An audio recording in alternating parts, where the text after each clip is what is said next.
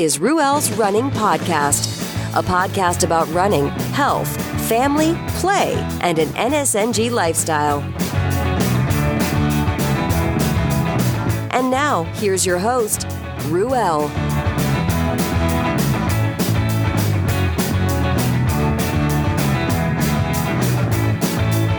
Excuse me as I rock on.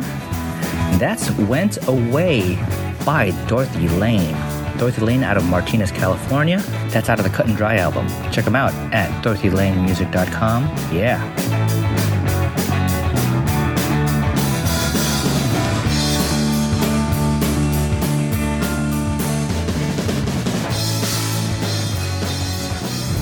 Welcome to another episode of Ruel's Running Podcast. I am your host, Ruel Abadam. What's up? What's going on? How is everybody doing? Hope you're doing well. Hope you're killing it in whatever endeavors and things that you're involved in. Hope you're taking on your many adventures and enjoying life to its fullest. And and for all the negativity that you may encounter or have encountered, you know what? Just brush that stuff aside. Just kick it to the curb. Just smash it in the face. Punch it in the neck. Something like that.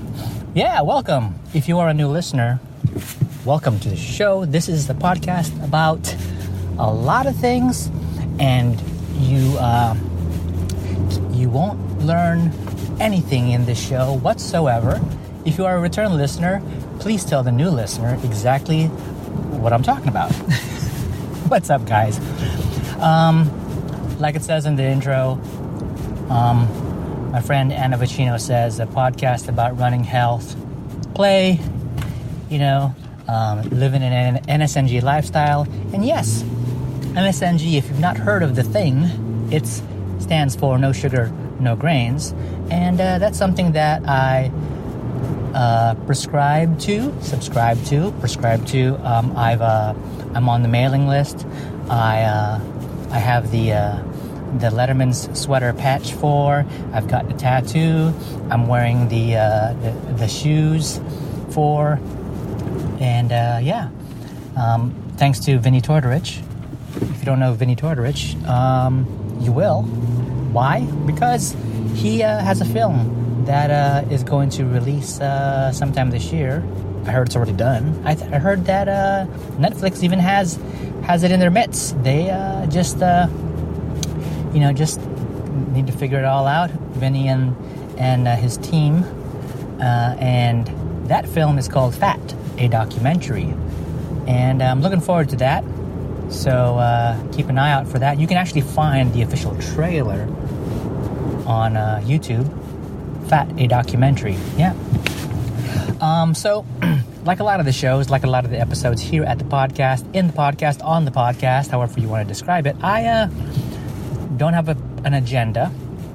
I thought in the very beginnings, the origins of the podcast, that I would strive to do something of that nature and structure and format.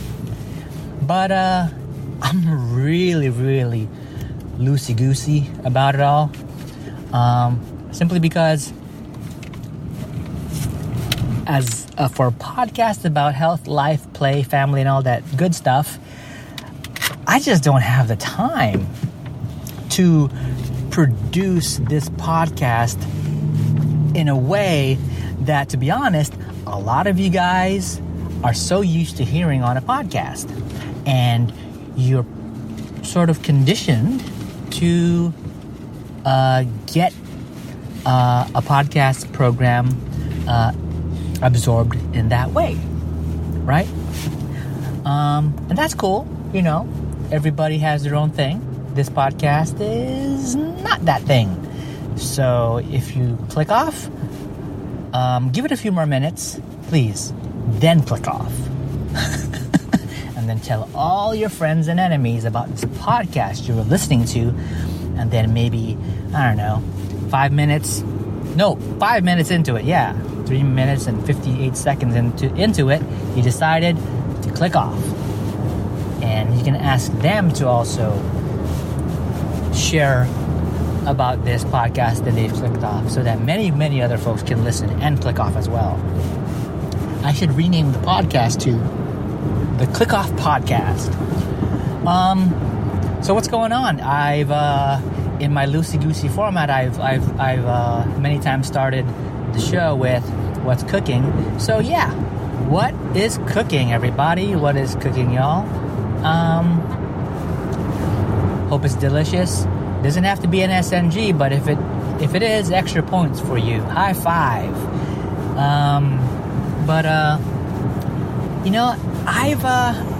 I'm gonna go back to the Instant Pot, and I'm gonna go back to cooking a traditional dish, which is pork sinigang. And if you happen to have the ear of a Filipino or the stomach of a Filipino, you are familiar with that name or the taste of the dish. And I love it. And in a nutshell,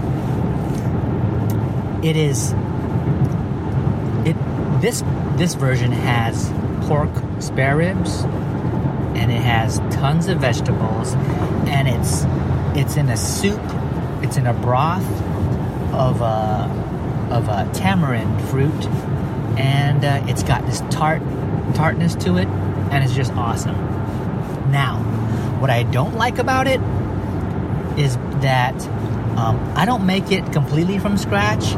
I get a soup base that does the job, and the problem lies in the soup base packet, because the soup base packet has MSG, and I'm not a fan of MSG.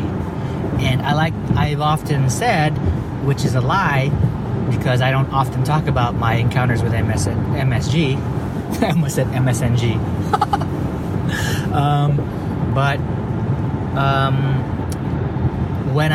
My concerns with it has been when I've had, let's say, a Vietnamese pho rice noodle soup. Yes, I've had those from time to time.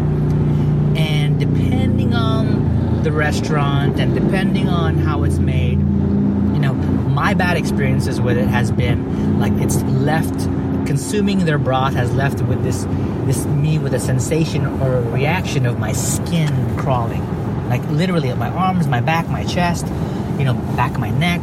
It's just not good, and I attribute that reaction to MSG. I can't prove it, I just speculate. So that's where I go on talking about how I react to MSG, and I don't dig it. Interestingly, with this dish that I make and the soup base that I use containing MSG, I don't have the reaction that I've complained about. I've even had the reaction with a hot and sour soup from a Chinese restaurant, where I'll just eat a couple bowls of hot and sour soup and my skin would crawl, and I don't know. Maybe it has nothing to do with MSG. I don't know. I'm not defending MSG. As much as possible, I'd avoid it. But the MSG is the only problem I have with this dish. And if I made it completely from scratch, I would grab a bunch of tamarind fruit and add that into some boiling water and to come up with the base.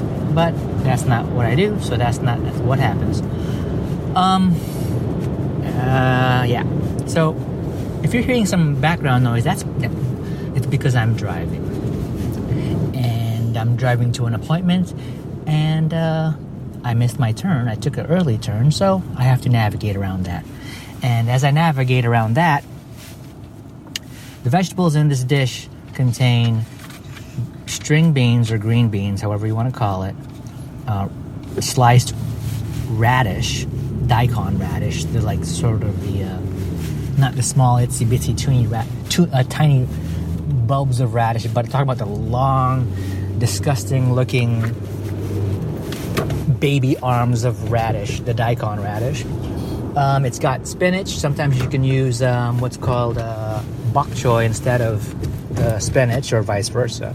It's got onions, and I throw in a whole jalapeno pepper in there for some heat, and maybe one chopped tomato. So I'm not reciting the whole recipe by measurement, but that's generally it. A tamarind tart broth, which has pork ribs and a variety of vegetables, and I'm able to make it all in the Instant Pot. So awesome. I can't wait to get home tonight and have leftovers. But that's what's been cooking. And, you know, and then all the other cooking has to do with the bake shop that I help my wife with, the Chocolate Dozen. You know, I'll help her bake some items and all that good stuff. And as I, miss another turn, I'm horrible. I am not on my game. Ordinarily, I can navigate the roads and, run my mouth on the recorder just fine. But I'm strike 2 on my route. Anyways, bake shop activities. That's got me spending time in the kitchen, and I've found sort of a new favorite snack. I don't spend a whole lot of time snacking on stuff, but I'm leaning towards a snack a new snack for me, and I've learned about it after my couple episodes back. I reported on the Lake Chabot Adventure or Lake Chabot Red Tail Ridge trail experience, and in that episode I talked about picking up a packet, not a goo packet, but a packet of almond butter and coconut oil, and a blend. And I forget the name brand or the brand. I just picked it up at a local supermarket at a place called Nob Hills, or what my coworkers would call Snob Hills. I don't know why. But from that packet of almond butter. Did I say almond milk earlier? I can't remember, but it's almond butter and coconut oil. Did I say coconut milk earlier? I'm an idiot. Anyways, almond butter, coconut oil. That blend rocked my socks off. So what I've done is, rather than buying a whole bunch of dollar something or other packets of the stuff, I just bought a jar of Justin's classic or plain almond butter, and a nice jar of unrefined coconut oil. And so now, when I feel like I need a little snack or a little fuel or a little energy, I'll just get a spoonful of the almond butter and the coconut oil, and just one spoonful of one in my mouth and then another of the other in my mouth, and I'm happy. It's great. So that isn't me cooking anything. That's just me sort of being lazy and scooping out of a jar. That's it. That's all I got. That's all I got from this informal, semi-regular segment of What's Cooking. Moving right along to running. I have not done any more running since God knows when. Okay, I think this qualifies as a strike 3. I'm trying to park in a parking lot, and I'm well aware that certain slots are not for general public parking. They're dedicated for certain businesses and whatnot, and I just almost pulled right into it. So maybe that's a strike 3, or maybe it's not. Maybe it's not a strike. It's a ball 1, because I didn't really swing. I didn't pull in. I just kind of was about to, but I didn't. So ball 1. There you go. So I'm at my destination, so I guess I'd figure that's maybe first base. I got to first base with you. Hey guys, how does it feel? I've got 4 minutes until I got to wrap up this recording, in which case I'll just have to pick up on running. I did say that I haven't been running since I think I did one run post 50K, that 50K trail I talked about. And what's happened is I've not gotten into the groove of running in the middle of the day while at the office. And part of it has to do with, it's been raining a lot, but that's a bad excuse because I do like running in the rain. I think it more has to do with the fact that the company that I work for recently moved offices, and it's still the general area. It's south of Market from the financial district. It's I'm in San Francisco, so it's only a couple blocks, 2 or 3 blocks from financial district, and I could continue running the way I've usually ran, and I will, but I haven't. But I feel okay, and I say okay is because I feel healthy. Knock on wood. I feel healthy. My hip issue that I might have talked about in the past couple 2-3 episodes hasn't been bothering me as much. I got a little bit of a niggle yesterday, and I thought, oh man, it's going to get worse over the rest of the evening, and I'm going to have to take an Advil or something. But no, it didn't.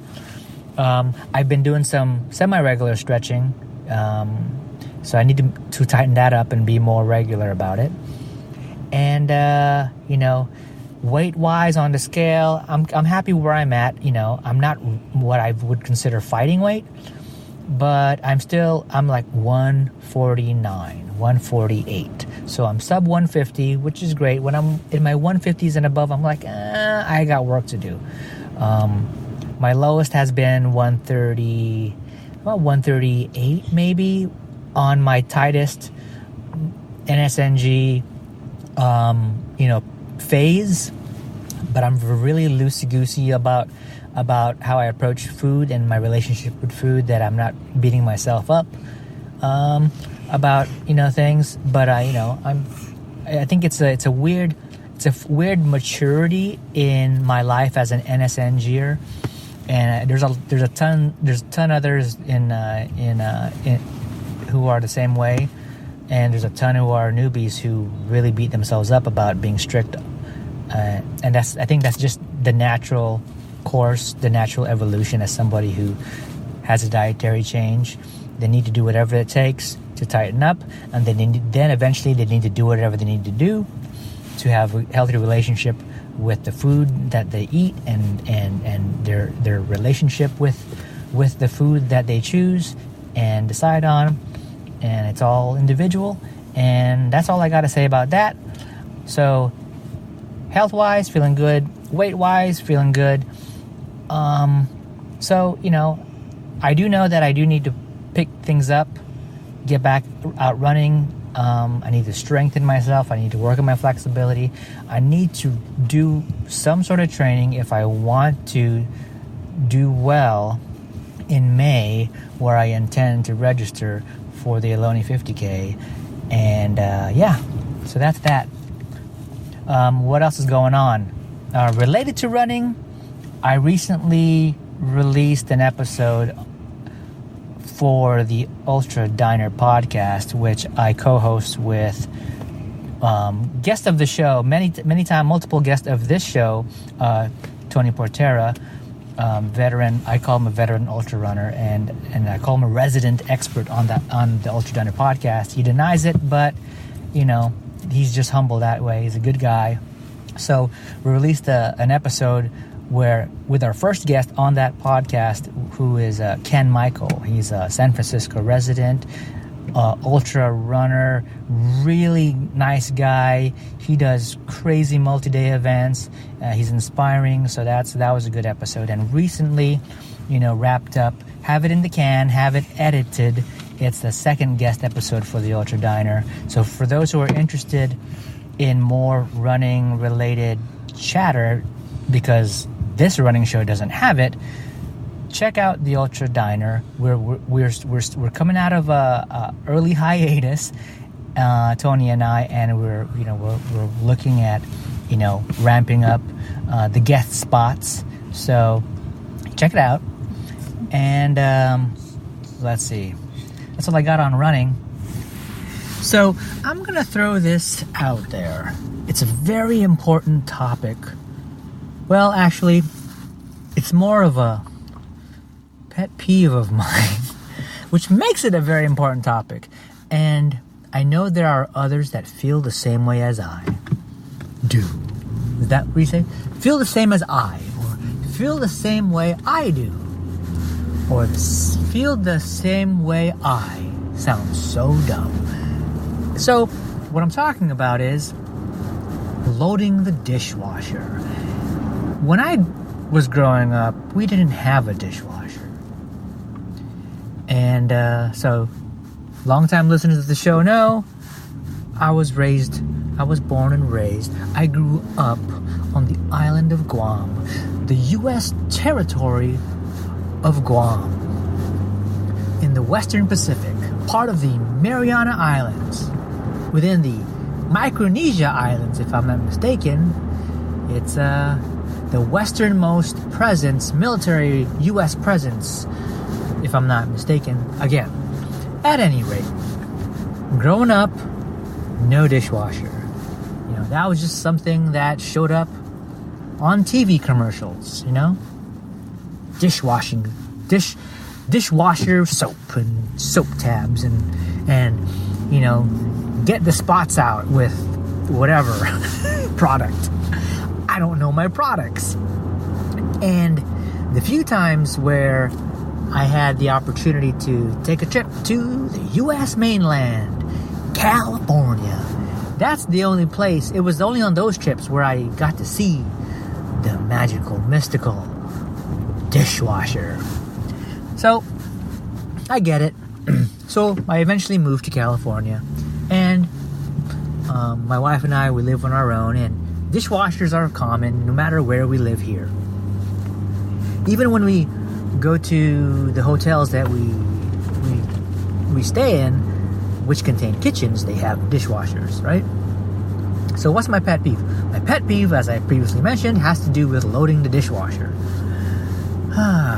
So, and this might actually be a silly topic on the Service Guys podcast, which is, for those who don't know yet, there's another podcast that I'm a part of.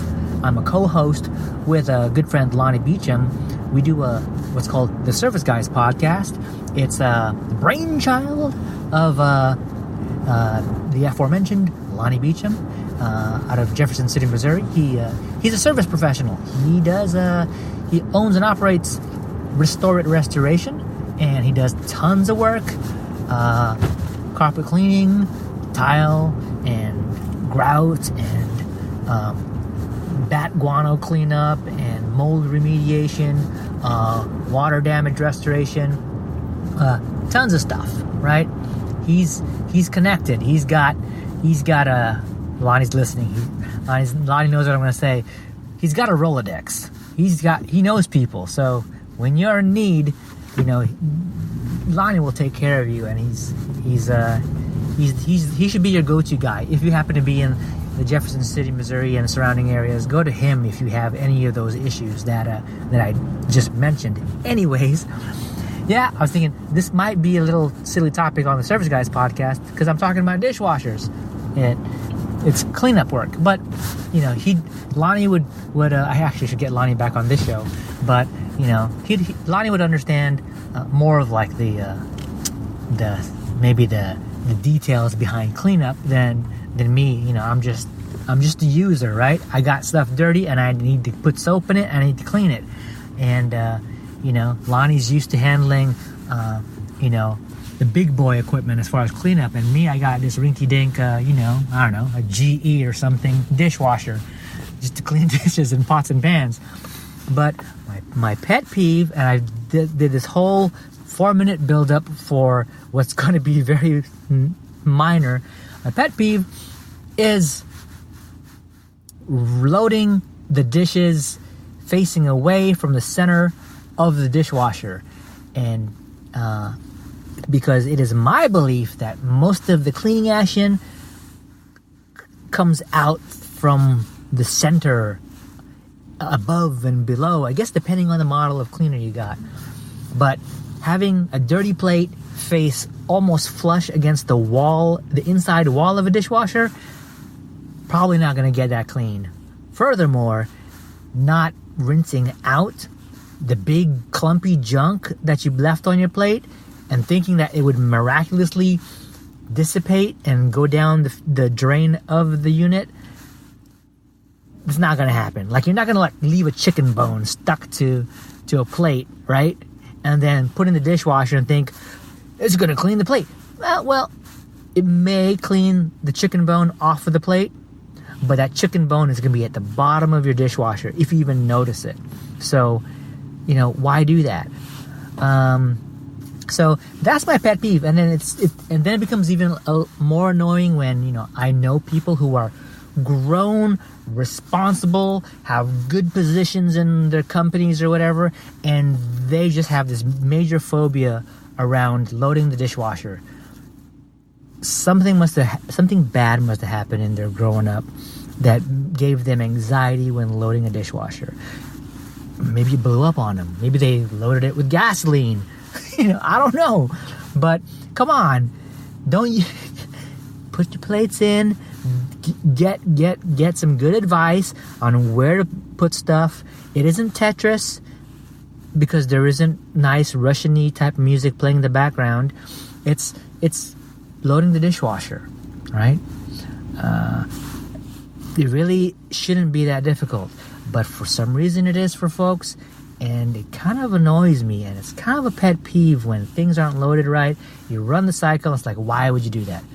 And like, why would you have two of the same types of spoons flush up against each other in the dishwasher?